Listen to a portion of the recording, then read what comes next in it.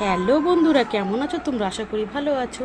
সুচরিতার হেসে এলে হয়েছে আজকে গরম গরম ভাত, ভেন্ডি ভাজা আর সয়াবিন আলু কারি। দেখো দুর্দান্ত লোভনীয় হয়েছে না? আমি কথা বলবো কি, গন্ধেই আমার একদম খিদে পেয়ে যাচ্ছে। আর হয়েছে পাতলা করে মুসুর ডাল আর রাঁধুনি ফোড়ন দিয়ে, পেঁয়াজ ফোড়ন দিয়ে।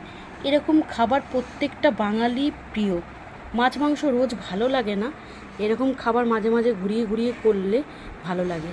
আর আছে মানে গতকাল হয়েছিল চাটনি, সেই চাটনিটা রয়েছে, ওটা মানে খাবো।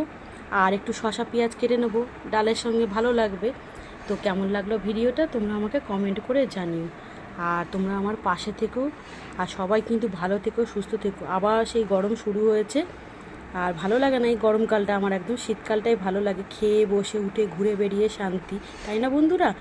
তো তোমরা এতক্ষণ ধরে আমার ভিডিওগুলো দেখো, তোমাদের অসংখ্য ধন্যবাদ। তোমরা পাশে না থাকলে আমি এগোতে পারবো না বন্ধুরা।